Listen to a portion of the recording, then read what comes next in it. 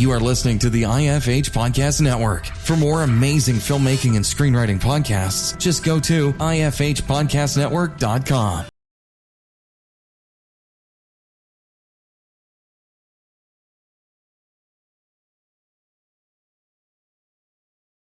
The Dave Bullis Podcast, and this is a special Thanksgiving themed episode of the podcast. I just want to say how grateful I am for all of you, and to say thanks for tuning in every week to hear my inane ramblings like this right here, and to me ask questions that sometimes just don't go anywhere. But I want, all kidding aside, I want to say thanks again for tuning in.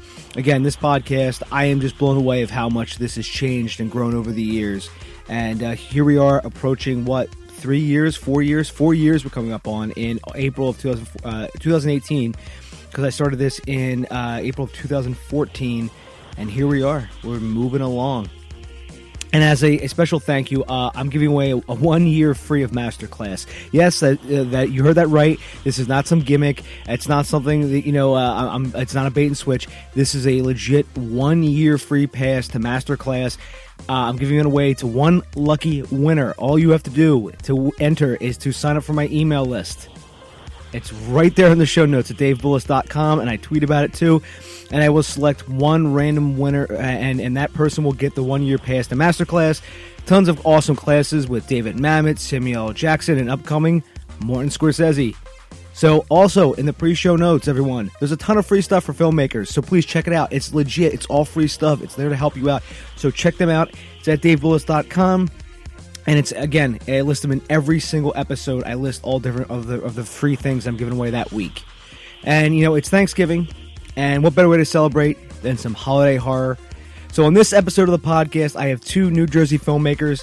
Their debut feature film, Killer Christmas, is out today, November 22nd, 2017. It's on iTunes, it's on Google Play, it's on the Microsoft Store. This is episode 192 with guests Peter Paul and Tony Shaker.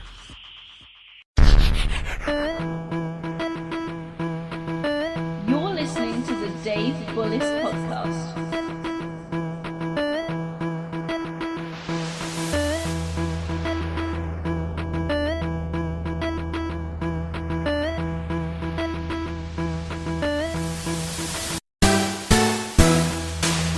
You guys are from Jersey.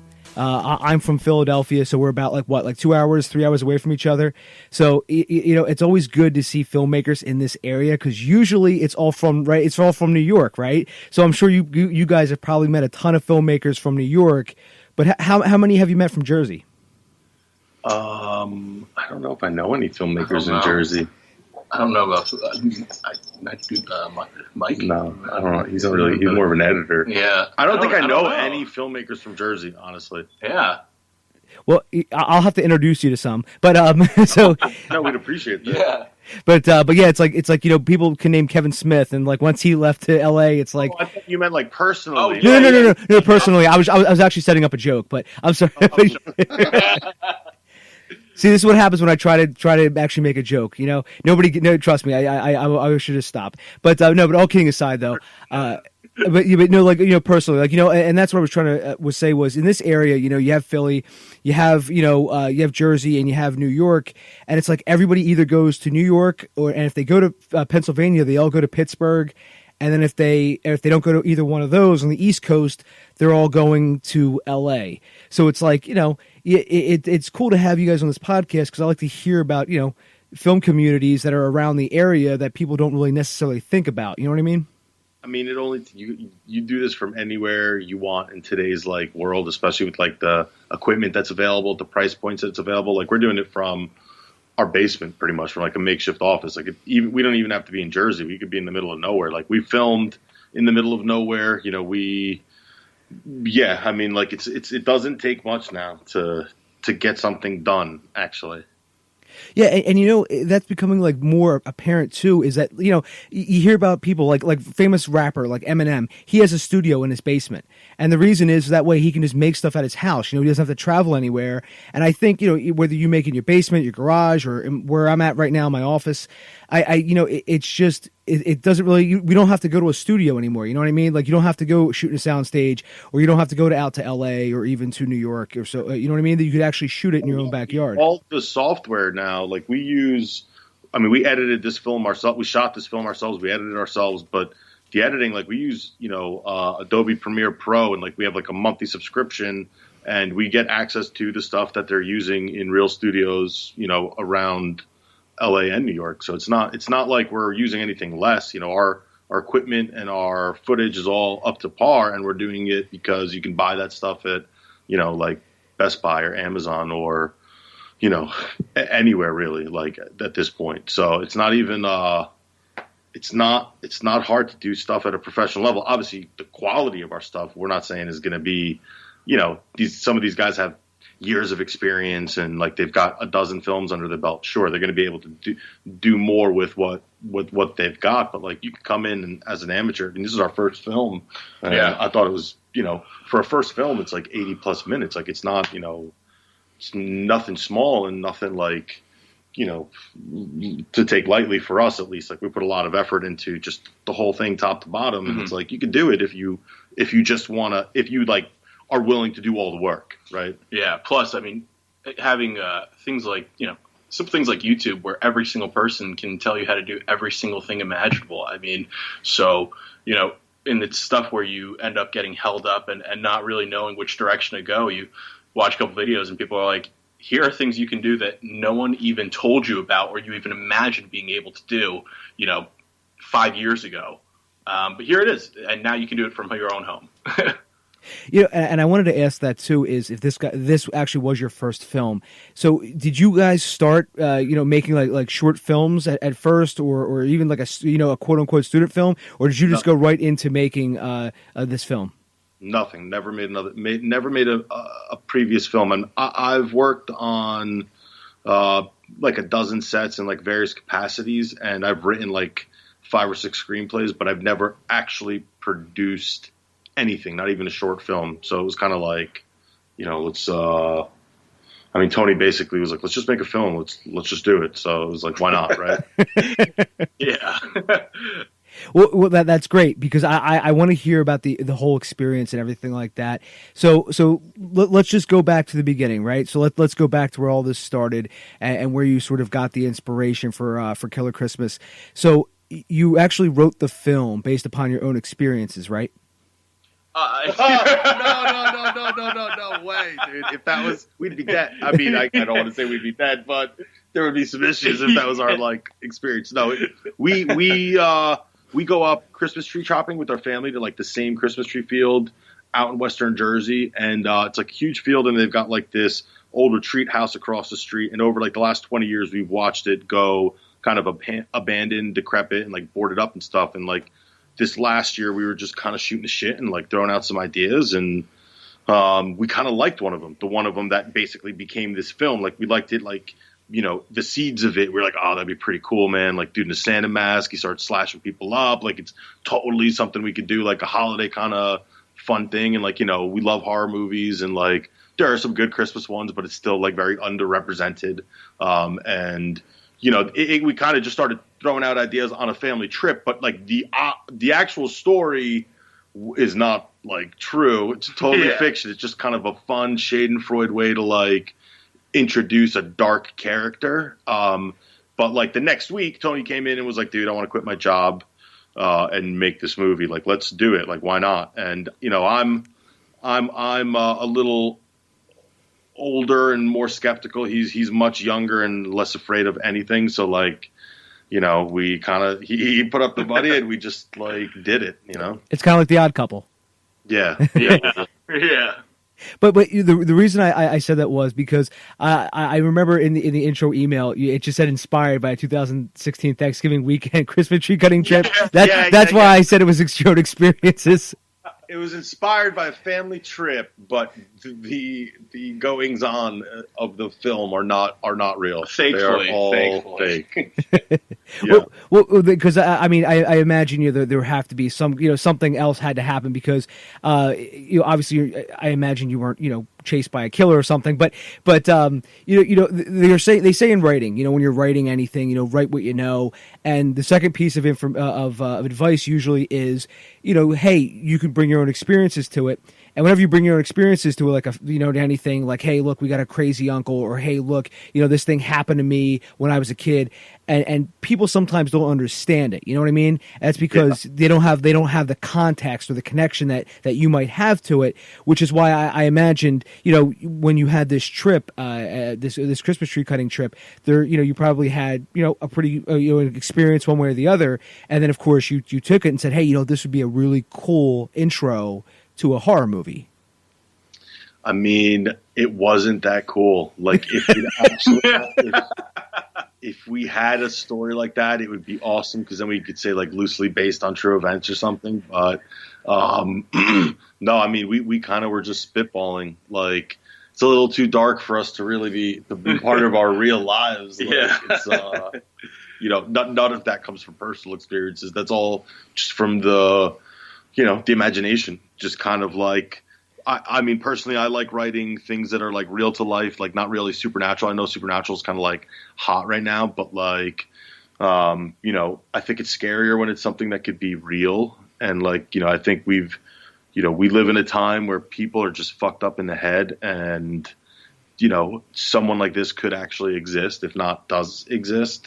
So it's not like inspired by life, but it's something that like, based on just kind of what you see in the news and in the media and in like what happens every day, it's almost like something that, it's like, holy shit, I bet someone like that does exist, or someone close to it who's just, just fucked up in the head, Yeah, there was just that the guy on the news the other day where I don't know if you guys heard about this. He was like a madman living in a house. Everyone had all these complaints against him, and he kind of like snapped finally one day and started driving around just randomly firing out of his car. Have you guys heard about that? No. Oh was this the guy in Florida like that shot 4 people randomly, or is this like a different thing? This is a different thing. Oh man, because there's just okay. Then no, I have not heard about that one. It's sad that that's the question where it's like, is it this guy? Oh no, it's a different one. Like, oh man.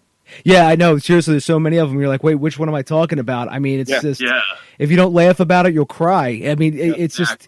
It's but I mean, there's and they described it in the article.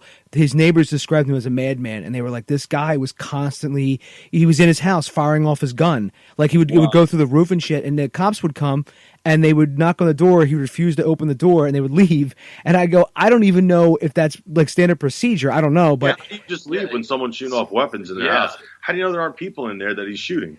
Yeah, so like when I was reading this article, I'm like, it's just going deeper and deeper into this, and I'm like, how the hell did nobody stop this guy? Yeah. Like, I mean, my God. But you mentioned there's 2 things I also want to touch on really quickly here before I get into before we continue to on your journey, because I want to ask Tony about quitting his day job. That's all. That's really, really cool. I want to ask you mentioned some holiday horror movies. So what are some of your favorite holiday horror movies?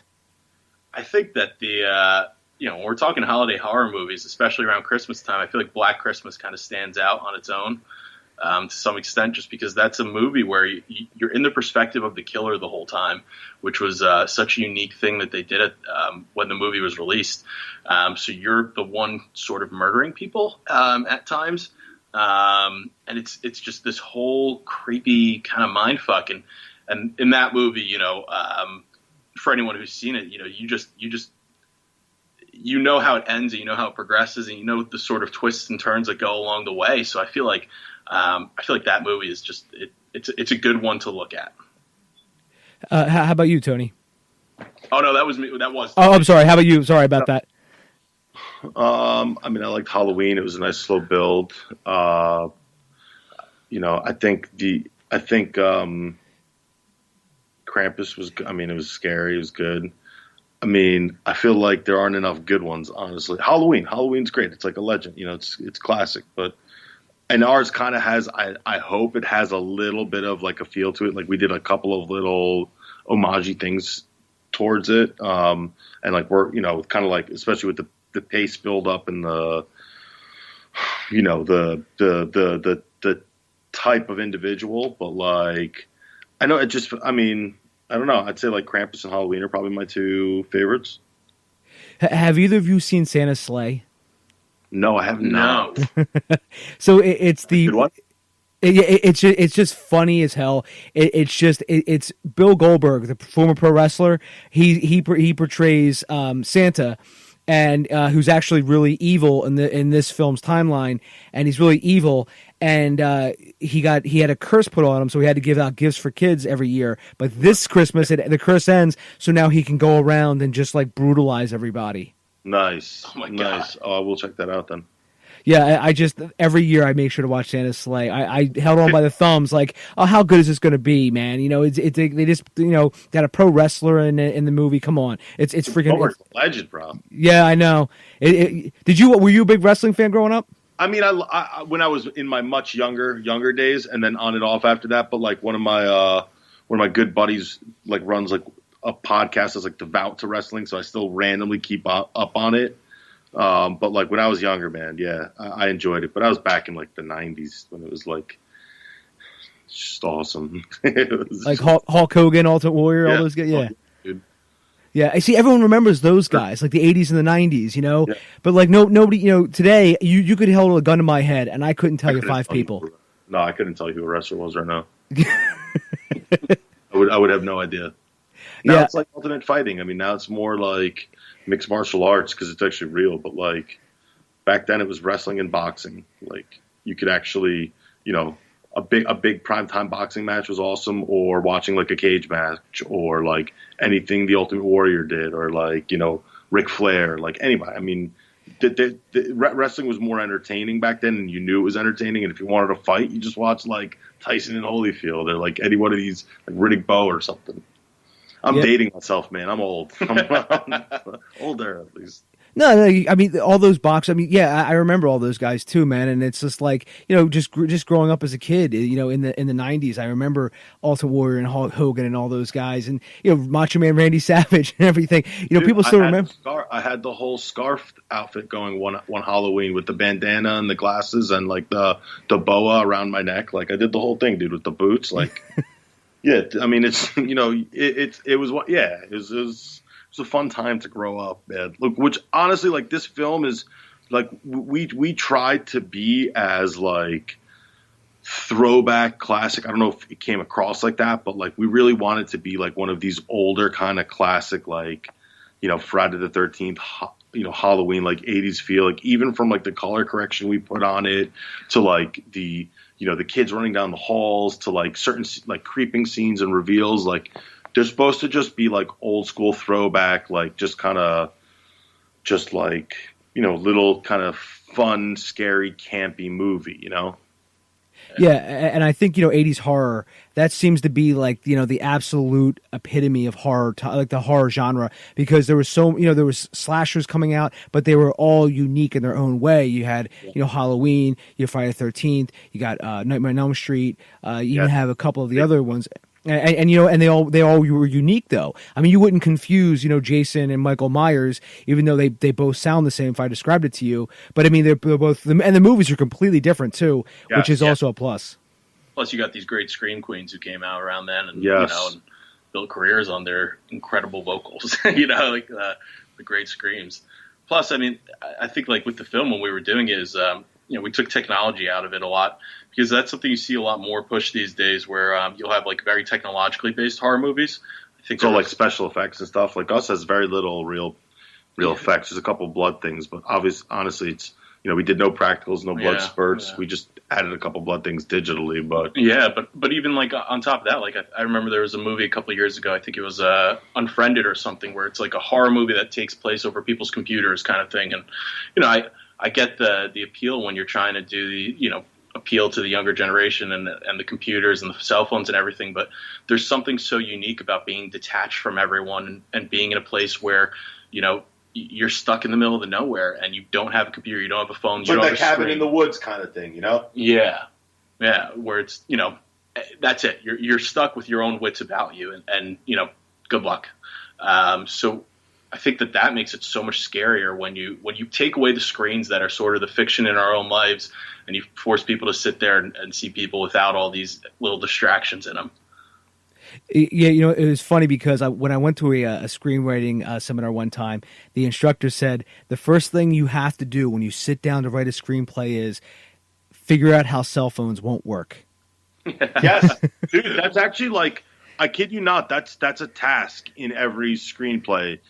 Like, especially if you want it to be scary, you want to like, create ways for your characters to not get help. You want to put obstacles, because every time they have a goal that they have to achieve, you have to put at least one or two obstacles in their way. And like figuring out clever, real ways to not have cell phone is an art. Like it's not easy. You can't just be like, the world has no cell phones. Like that's not like a thing, especially if you want it to be real, like.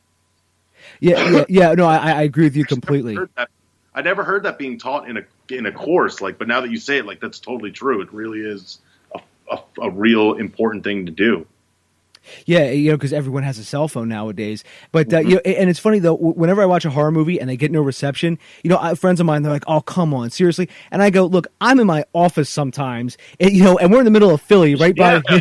Of course, yeah. And I'm like leaning out the window, going, "All right, I think I almost got a bar here." And I have two phones. I have an iPhone and an Android. Neither one gets any service. And I'm like, "All right." Well, actually, the place where we were filming had no service. We had legitimately no service. This place was, as you see in the movie, it's like a 6-story, 155 room abandoned hotel. In the middle of this little small town in upstate New York that no one's ever heard of, and it's like. We'll shout it out though. Sharon Springs. It's where the sulfur baths are. Sharon Springs. Yeah, New York. everyone. Don't get me wrong. Everyone there's awesome. But it's fun. It's like really fun. It's like 3.5 hours away from New York City, at least. At least, yeah. We also drove up in the middle of a snowstorm, so it took us closer to 8 hours, maybe. Like 8 hours when we first got up there. It was great for the scenery. Like all our stuff is snow covered, but in terms of like setting up, like that first day of getting there was just literally an 8-hour drive through, a snowstorm, 20 miles an hour up 87, going all the way up like past Albany and out towards Syracuse, this place. Yeah. And then when we got there, that was own number of scary events to begin with. Yeah. Yeah. Sorry, go ahead. No, I was just going to say, did you guys document this? Did you guys take out a mini handheld or anything to document some of this?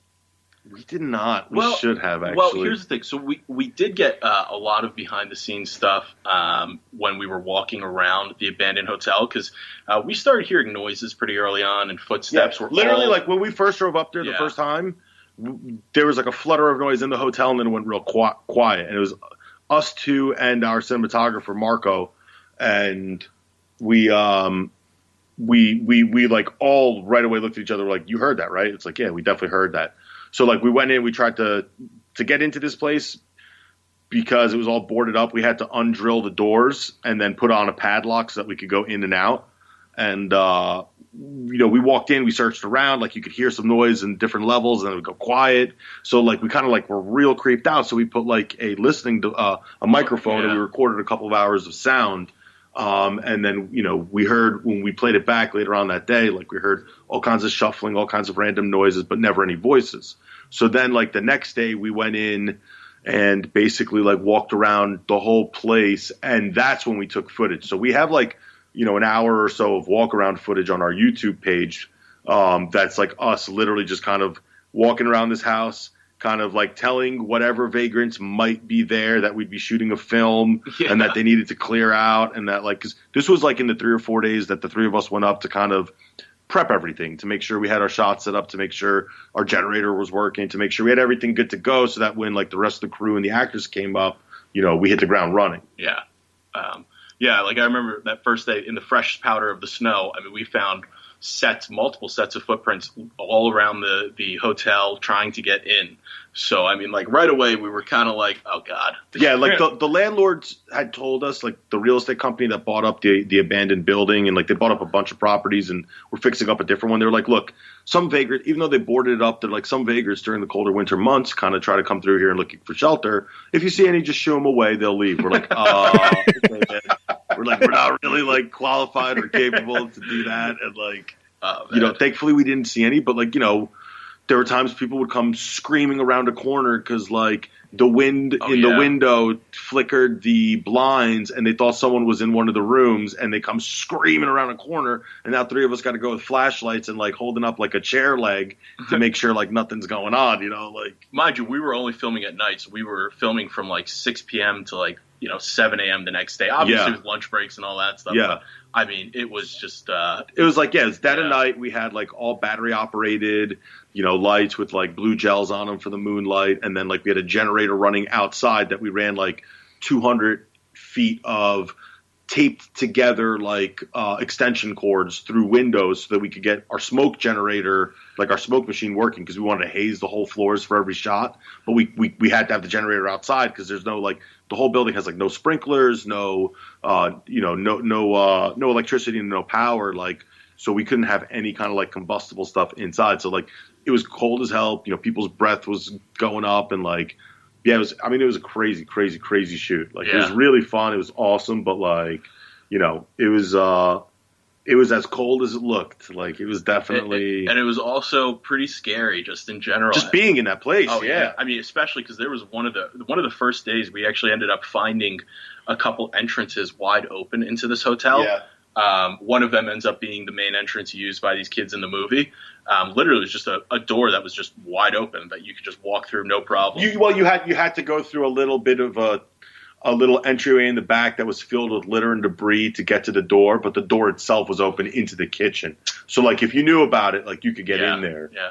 I mean, we ended up chaining that up, but then there was one day when we went back for the chains, and like there was like glass shards in the chain rope, like someone had put it there to like booby trap it when we were trying to untie it, and we were like, dude, that's kind of messed up. Like, there was definitely someone. Well, we think there could potentially have been someone in the hotel.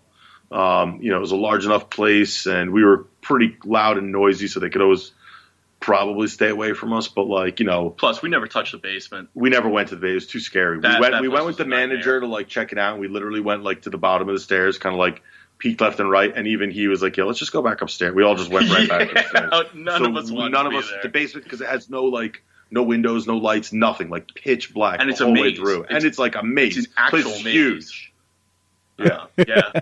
He was like, yeah, like, if you want kids to get lost in here, I'm sure you can make that happen. And we're like, no way, dude. No, we're not trying to get anyone actually lost. We're trying to get everyone back home. Yeah. It'll become like the Blair Witch Project, where you're like, what the hell? How do we get to this basement? We kept being afraid that like suddenly like this would become a found footage movie. Yeah. We were worried. Yeah, and see, like, filming in a place like that is a journey of itself. And I mean, so I wanted to ask, and also this is a two-part question here. I wanted to ask first, Tony, you mentioned earlier about quitting your job to make this film. So what was that like? I mean, I want to ask too about how you guys went about producing this and even writing this. But I mean, Tony, at first, you said you wanted to quit your job, and so did you just decide one day, I'm literally just going to quit my job? I mean, so we went Christmas tree cutting. We always go the weekend of Thanksgiving. So that, I think we might have gone on a Saturday, and I think literally the next Monday or something, I came home from work and was like, yeah, I'm quitting my job, so we're going to make this movie or something, like, let's do this. And for me, it was something where I've always loved movies. I've been binging them instead of doing real like schoolwork and stuff like that when I was a kid, and then that carried on into adulthood instead of doing other stuff. So just a real passion for movies, and I guess at some point I had the itch, to try to see what it was like on the other side of things. So it was something that was in the back of my head, and then when we were coming up with this idea on the Christmas tree farm, and I sort of was toying with the idea over the weekend, I was like, this is doable. Like, this isn't something where, like, this isn't this crazy blockbuster film that needs to be done where it's like, insane special effects and stuff. Like, this is a movie that we could actually make and hopefully make well. And I think it came out pretty good, especially for a first movie. And so that to me was what was going through my head. And I said that, I have plenty of time in life to do the responsible quote unquote move and not quit my job and make a movie. But I don't know how many opportunities I'll have to really jump on it. So I figured, might as well strike while the embers are hot and see what happens. You know, I really like that sentiment, Tony. I really like that sentiment because I think sometimes it happens in reverse. Actually, most of the time it happens in reverse, where they do the responsible thing first, and they go to make their movie, and they're like, well, maybe I'll make it next year, and then it never actually happens until, you know, they reach, you know, the age of, I don't know, what you know, whatever you want to be, fill in the blank, and then all of a sudden it's like, well, now I have a wife, I have kids, I have a mortgage, I have a car payment. How the hell can I quit my job to go make a movie? Yeah, exactly. I think there's a great line. I want to say it's someone like Bill Burr or someone. I can't remember exactly though. He says, you know, the scariest thing in life isn't sleeping on a futon when you're whatever age. It's waking up next to a wife you don't love with kids you hate and a mortgage on your head and a dead end job that you never want to go back to. You know, that's the scariest thing.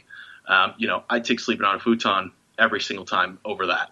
And I think that's a line that sort of stayed with me ever since I first heard it. And I think it's a great line because, you know, that's the truth. Too many people get roped into this sort of, you know, rat race we call life. And they end up in a position where they can't take a gamble or take a chance on something, you know, because they've sort of put so many, external, you know, things on. And I feel like that to me was my mentality. I said, you know, I'm in the place where I don't have all this baggage, all these different things on me, where I can take this opportunity and not have it negatively impact, you know, all these people, like a wife and a kids and all these things. So I said, screw it. You know, like if I want to do the responsible thing, I'll do it in 20 years, but I'm going to take a chance right now. Yeah, and that's the thing too. Now it's almost in today's world. It's almost, if you don't take a chance, that's even riskier than not taking a chance. Yeah, the grind sucks. When no one wants to do like the regular. I mean, it's like I had a regular job for a while, and you know, it sucked. Like being a creative person and chasing stuff is definitely better. It's definitely, you know, it's more stressful, it's less financially secure, but it's definitely satisfying.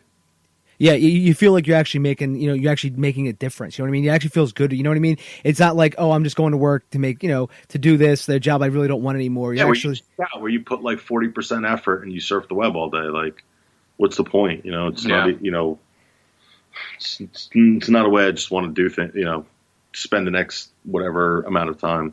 Yeah, and I mean, hey, the reason I started this podcast, man, I was working a multimedia job at the college I graduated from, and they passed me over for a promotion one day, and I was like, listen, every day I get the shit kicked out of me here, and like, you guys aren't going to like reward me for it. Like, I mean, I literally, to be honest with you, Peter, like, and Tony, I was getting like I was floored from the time that I got in there to the time I left. I was just getting like dinged like shit.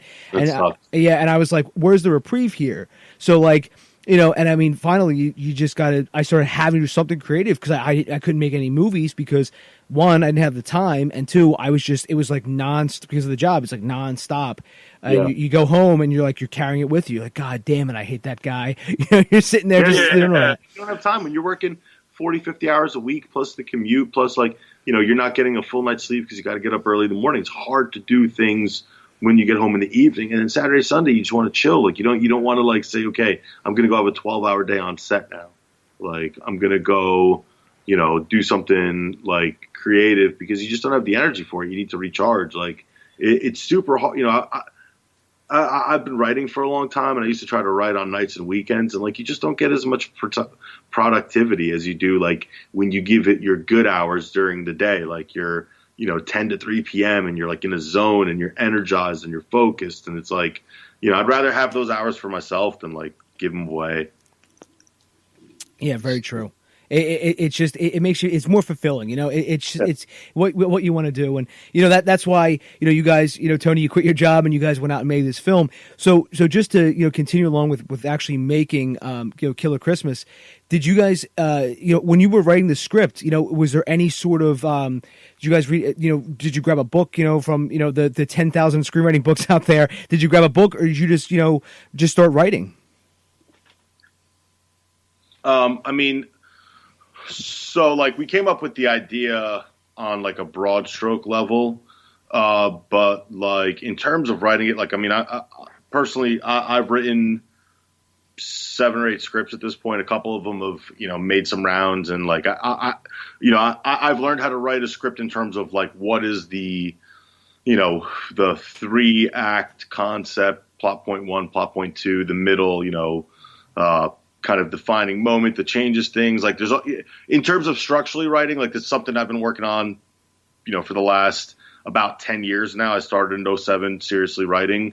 So like writing the script was something like once we got the idea, it was, we punched it out in about a month, writing, 3 or 4 hours a day, every day, almost every day, 5-6 days a week. And then we had a first draft by New Year's. And then we kind of like polished it up at the very beginning of January. But like in terms of writing, it's more of like, it's like at this point, it's like once you know what you so like the way I write, at least, and the way we've kind of written together, is that like, we build our storyboard, we build our concept, we figure out who our characters are. You come up with the moments in your script. You've got, your introductory act 1, who is everybody? Well, first, at least the way this one is you have an inciting event at the very beginning, which kind of sets the tone. And then after that, you have act 1, which tells you who the players are. And then you have plot point 1, which establishes a goal for the players, something they're going to do. And then you have act 2A, which is essentially, the players on their journey. And then you have something crazy that happens in the middle that flips the journey on its head. And then you've got act 2B, which is the reeling period where, shit's hitting the fan. And then you have plot point 2, which is the movement to regroup and like the re-energized, a new goal is set and, stakes are heightened. And then you have the act 3 where it's, now you got to go do what you're setting out to do, whether it's escape or, kill or be killed or whatever it is. Right. And, so like in terms of structure, like we build out our outline, we figure out who the characters are and what they're doing in each one of these moments of the script. And then you kind of plot it out and like, we come up with like a 10, 12 page outline that basically lays out every single scene. So we have just a whole, kind of from beginning to end, we know scene 1 is going to be A, scene 2 is going to be, B, scene 3 is going to be whatever. And then in each one of these scenes, who the characters are, what their motivations are, what their intents are, what they're trying to get, what's going on. And then like, what is the purpose of the scene? Like this scene is to, establish who people are or to lay kind of a red herring or to give motivation or to whatever. Right. And then after that's all kind of laid out and your whole story and your characters and the way the plot line is going to work, then you start writing. Then you say, okay, act 1, scene 1, page 1, I know that in this scene I need these 10 things to happen. And now you just write it. And then after you write the scenes and you get it all down, you start polishing, you start working the dialogue, you ask friends to read it, you get people's feedback, you see if people are, characters or plot lines are believable or not. Like we are lucky that we have a large family and siblings who are interested in our creative pursuits. So like they'll give us pretty quick feedback. And I've got a few friends who are readers who, I'll send them a script and they'll within a few days, they'll tell me what they think of it. And so, then we do a couple rounds of polishing and like, by like mid-January, we were already we were already in the casting process and like our script was pretty much done. But then when we went to filming, obviously like we gave our cast like the script and, for rehearsals, and we had one rehearsal where they all got to do a read through and kind of work with each other a little bit. And then they take it home. But like our whole thing was like, you're not married to the words on the page. We want you to like get the moment. We want you to like, be there with the character. So, even if it's a couple words off, or even if you bring something to your own little flavor, granted, some of the actors brought stuff we didn't like and it ended up on the editing room floor, but some of the actors did things we didn't expect. So like, there's a give and take there, as long as you're hitting the main points of the script and like, 90% of it was as written, but there's some liberties taken here and there and, putting a button on the scene or like, just giving it your own kind of like creativity. So you got to, the script is like a living thing. It's never going to be, if you right now transcribe the film after the fact and what you have right now at the end product was probably never what it looked like at any point along the way. Yeah, and that by the way, that was a really good, that was almost like a screenwriting course in of itself. By the way, that was really good. Thanks, man. Yeah, I mean, I'm a self-taught screenwriter. I mean, my training is as an attorney, so like I worked, really boring jobs, and I know how to write. I'm a formulaic writer, but like in my mid-20s, I knew I hated I hated the track I was on, and I basically decided, I wanted to be a writer, and so like, I got all the books. I wrote my first couple screenplays sucked. They still suck, but like you gotta. It's all about repetition. It's about exercise. It's about doing it over and over. It's about, there's no one way to write it. You get, 5 different people's information, and then you kind of build your own method. And no 2 screenplays you write are ever going to be the same anyway. So they're not going to follow the same method. They're just kind of generally going to have the same bigger picture. And then you just, you work with your specific details as they go, on each one.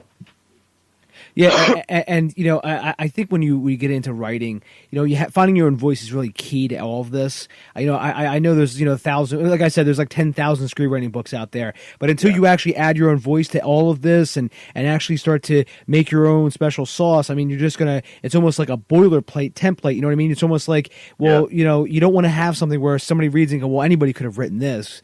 Then you're just sort of like a face in the crowd. Sure, but the boilerplate template, like you have to know how to write before you can like write freely. So like the boilerplate template's good to just say, okay, I can't be doing Act 1 things in Act 2. I can't be laying out introducing new people for the first time, halfway through the script, because no one's going to be able to. There's no foundation for it. So like there's certain formulaic things that definitely,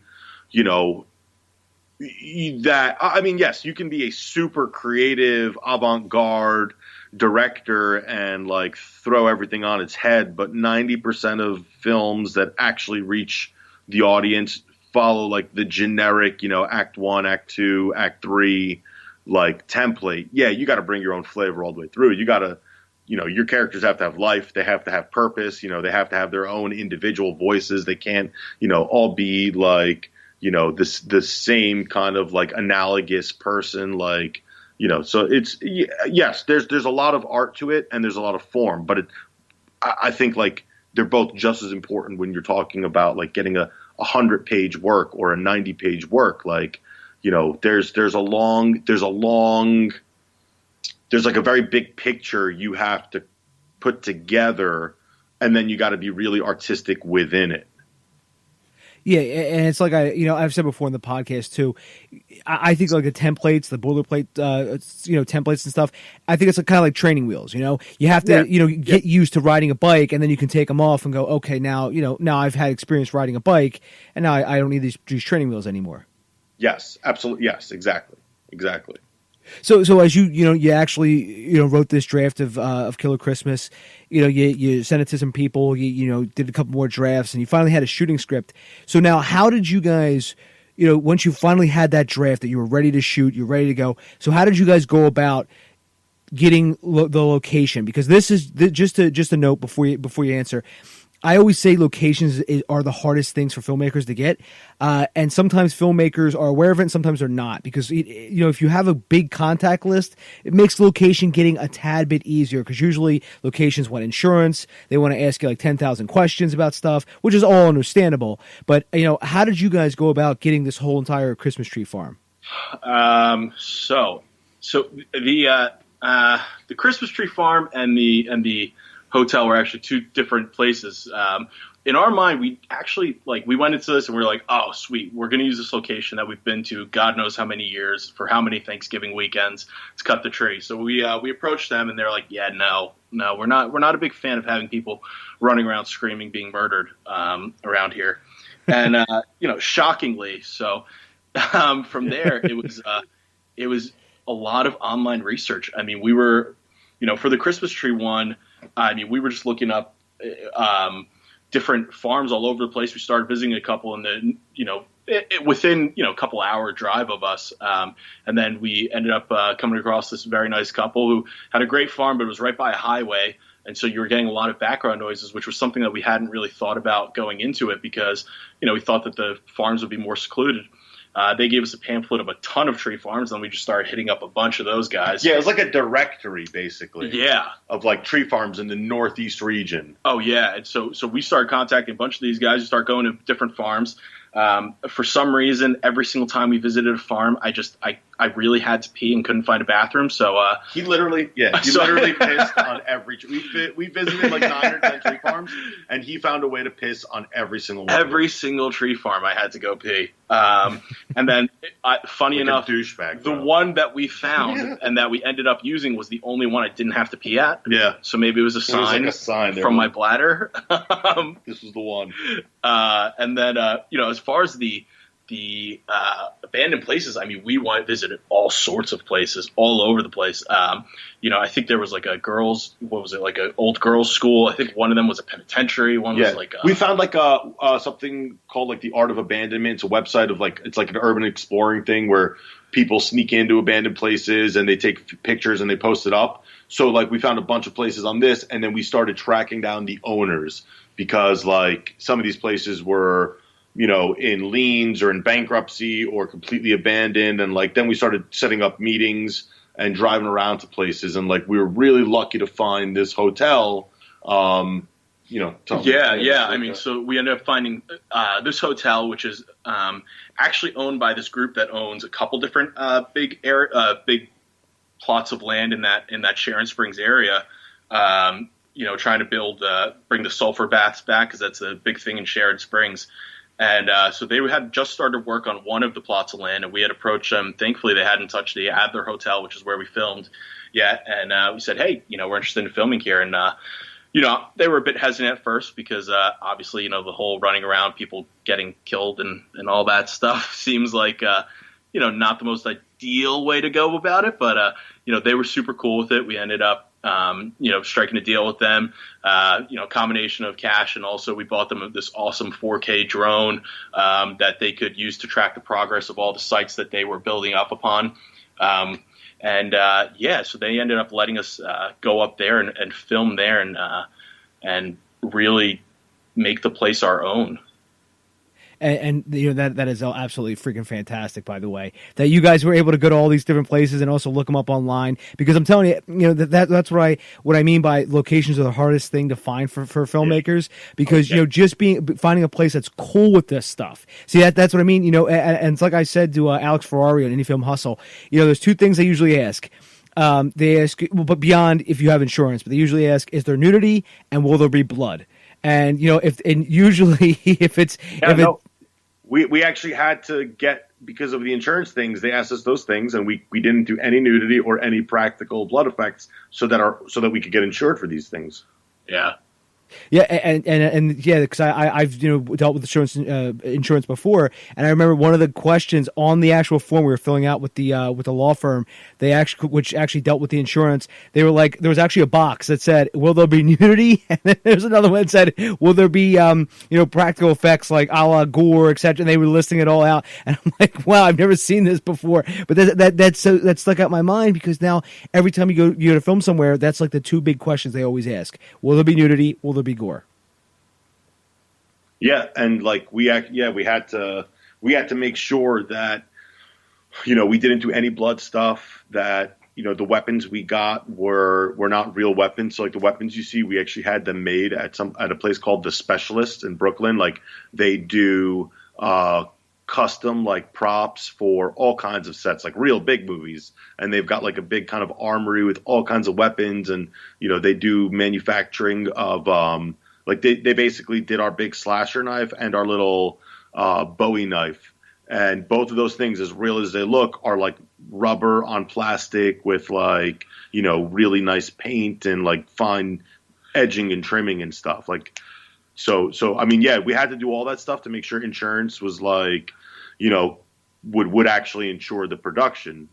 We couldn't use any blood spatter, even like little like blood packets, we couldn't use those. Anything that was attached to an actor that could potentially pop on them or burn them, or like, all kinds of stuff. So like, yeah, it's a real concern. And like, obviously the locations told us that we needed to provide insurance, which we knew right away. So like, as long as you get that done and you do everything by the book, you can do it and like, add it in later in post-production and shoot it in a way that you don't need as much blood. Like, it's really not as gory as it's not gratuitously gory, Yeah, we're not looking at Saw here. We're looking at more classic Halloween type gore. Yeah, and I imagine too, because like as we were talking about gore and stuff like that, it's kind of hard to, go into a place and be like, hey, we're just going to spray blood all over this place. I mean, maybe you could have did it in the basement there, because the guy wouldn't have minded. But no one would have been down there. There would have been blood already. She mentioned Alex at Indie Film Hustle. We wrote an article for them that was just published last week. It's called "How We Made a 4K Feature Film for Under 50 grand," and it has our whole budget breakdown in there, and it has like, we kind of just wrote an article, a step by step on like the things we're talking about now, and like all kinds of different, things you need to be looking out for, and like how much we spent on like different line items and whatnot. So like that's out there. I mean, Alex is a cool person that really helped us out and like let us put our story up. So it was nice.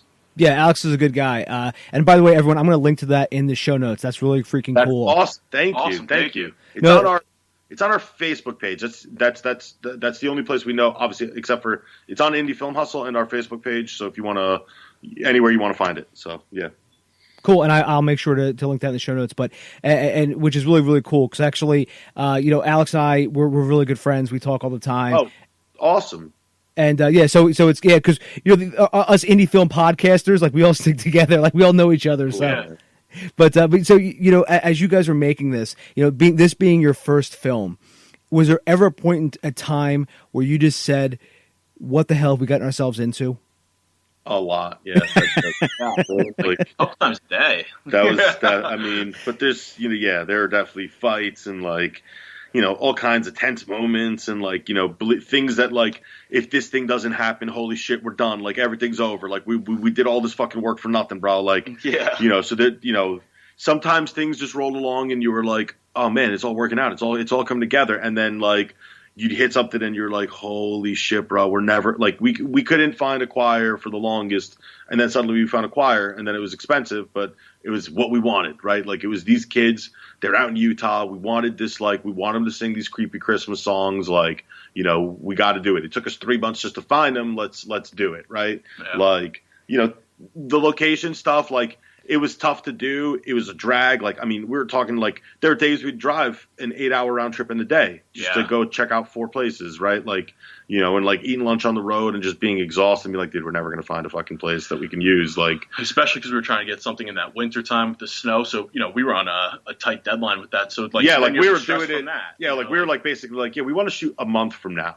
And they were like, okay, no, like no one had that availability, but we luckily found places that in February were dead. Like a Christmas tree farm after Christmas doesn't really do much until, this one has like a flower, like greenhouses and stuff. And they make like flowers that they send down to New York City. They're up in Red Hook, New York. They're called, it was, FW Battenfeld and Son, Christmas tree farms, but they do all kinds of like flower things and they send them down to New York or up to Boston. And like, that's kind of what they do to make do in the winter. And like, they were like, yeah, man, no one's using the Christmas tree farms. I mean, like, dude, half the time there are people out on snowmobiles. They had like 130 acres and big hills and stuff. And we'd be shooting on one hill and there'd be snowmobiles chilling out, ripping around on the next hill. And we got to like, be like, dude, can you guys keep it down for like an hour so we can just like keep shooting? Cause you'd hear it in the background. And it's like, we're trying to like do, it was, sometimes it was awesome. Sometimes it was like, we're not, we're on the brink of collapsing. Right. But like, it never, once you're in it, like there's no turning back. Like there's no there's no quit like at this point. So you gotta just keep doing it, Yeah. Yeah. The only way out is through. So yeah. So, exactly. So once you guys committed, you just had to keep going. So, and this being your first film, what was just the number one biggest production issue, whether it be a location, whether it be weather, whether it be something that happened, and what was that one biggest thing, that one biggest obstacle you overcame? Sound, yeah. Sound is so underrated. Like it's because we were shooting in the middle of the night, in the middle of nowhere, with everything battery operated. We were using like a shotgun on a boom. And our sound guy, we also had a mic on the camera set up. So we had two potential, versions of anything that was said. And we're lucky we did, because sometimes one wasn't on, one wasn't working, one battery did this, one of them had bumps on it because we were in the middle of the nowhere and like someone would hit something, or so like sound is definitely, something that like, in hindsight, it's good now because we got like, sound engineers to level out, all kinds of things. And like that itself is obviously a whole process, the post-production process, and then getting arrangements for music and everything like that. And then doing Foley, and then sound is definitely something that I think, on the next one, we will give more focus to before we even start filming. Because sound's the one thing where it's if you watch a movie and you don't recognize the sound, or like you're not paying attention to the sound at all, that means it's done well. If you pay attention to the sound, that means it's done poorly. It's one of those things where you only notice it when it's bad, but not when it's good. And so it's tricky. It's tricky because too many people underappreciate it, and that's something that we definitely want to focus more on going forward. Yeah, sound is one of those things. I had Kelly Baker on here, and he's a sound designer for like all Gus Van Zant's films. And he actually wrote a book, and he about sound design, and he said it's usually one of the last things that filmmakers think about. And it's so true, because even when I was making films and stuff, you just never really think about it until you actually need it, and you're like, oh shit, what am I going to do? I don't really have it. Oh yeah, it's a very very very true statement. So like that's definitely something like. In hindsight, we would have put more resources towards, and but I think overall it turned out fine, but it could have been easier. Yeah, it could have been an easier process. Yeah.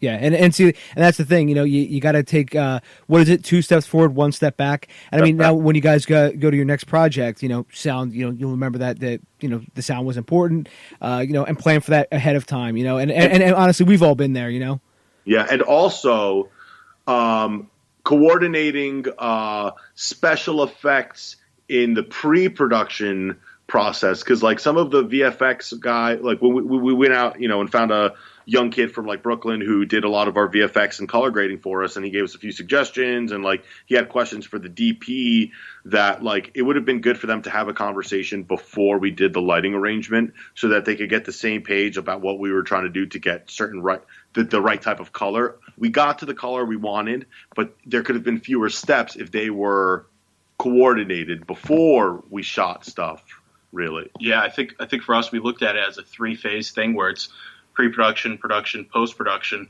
when it is true that you have those 3 steps, but really they're so intermingled in ways that you don't even think about in the beginning that at least for me, I'd say I wish that we had known some of the post-production things in the pre-production spot, just so that we could have everyone on the same page and make sure that we could, keep things as tight as possible. Yeah. So like, I think that the lesson learned is anyone who's going to touch it in post-production should be involved in the pre-production process. Absolutely. So they know what they're getting into. And so the person who's handling the actual production knows what to be giving them, knows what they're expecting. Yeah. Yeah, right, exactly, and that goes in with like deliverables too and stuff like that. Where it's coordinating everything, coordinating the effects and stuff like that. I was on a shoot one time, and the cinematographer and the set designer were not on the same page, and the cinematographer walks into the set and goes, what the fuck is this? He goes, this is completely wrong. He goes, I told him not to paint the walls this color. He goes, because him and everyone, like all the people who were like the director, the cinematographer, and the producers, they all went outside, and it's like I guess they had to have this big meeting because I guess the shit had hit the. Well, I know the shit had hit the fan, and it was like, this is because, and the cinematographer, I remember passing him. He goes, "See, this is what happens." He goes, "When the set designer doesn't fucking listen," and he's like, "This is what happens," and and they ended up having to just to like really. What's the word I'm looking for here? Just think on the fly, I guess, and just they had to sort of jerry-rig something else completely. Yeah. But it's stuff like that, and but see, again, 2 steps forward, 1 step back, and that's why you guys are going to take it into your next project. But I wanted to ask, as we already talked about how you edited it and how you put this all together, here's the big key now is distribution. So what are you guys' plans? Where can people see Killer Christmas at? So we used an aggregator called Juice. It's like one of the recommended aggregators by iTunes. And what they do is they're kind of like the new way to do it yourself indie distribution. You pay an a la carte fee. It's about $1,400 for the first platform you submit to, and then maybe about $250-300 for each subsequent platform. So as long as your movie is up to spec in terms of all of the technical stuff, you submit it to Juice.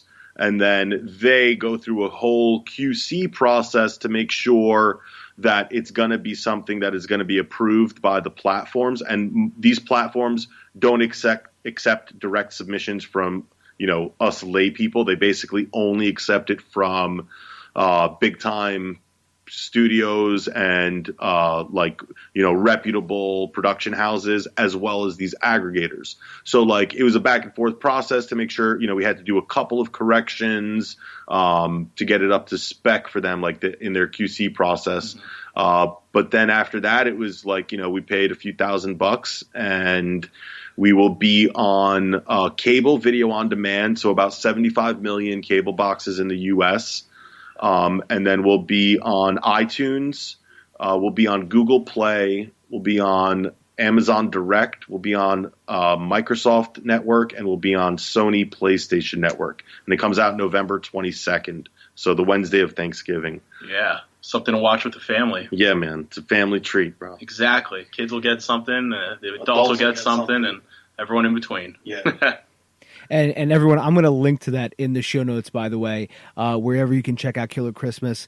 And I'm going to check out Juice, by the way. That's interesting. I'm going to link to that in the show notes as well, because I have Jason Brubaker on here a lot, and he works for a distributor, and we always talk about different aggregators and stuff like that. Haven't heard of Juice yet, but I'm going to check it out. But we'd researched a few of them, and we'd had conversations with their customer service people, and they were the ones we felt most comfortable with. They're very hands-on. They're based out of Canada. They work with Vubiquity, and Vubiquity is essentially the clearinghouse for cable on demand. So a lot of the aggregators have to go through Vubiquity anyway to get on cable boxes, but Vubiquity basically picked one of the aggregators last year and purchased them. So Vubiquity bought Juice. So we went with Juice because they are basically the child company of the cable clearinghouse. So plus every interaction we've had with them, they're really good, top notch. Yeah, very professional.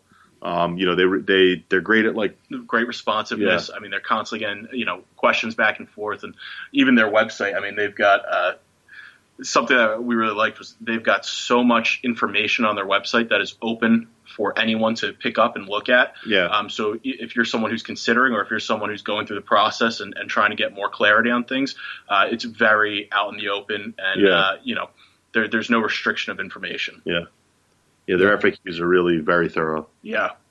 Yeah, and I think also too, I think that's where we're going. Where is it's more of open and honest data. I think especially for guys in our industry, I think for stuff like this, I think there are places like that where it is an open and honest. Where it used to be so closed. It would just be everyone would have just everything was behind closed doors, and I don't think that everything's going to be out in the open, but it's going to be a lot more about hey, look, this is how the process is going to work with us, and we're not just going to buy your movie and then throw it into a pile or put it in one of those DVD packs or whatever. You know what I mean?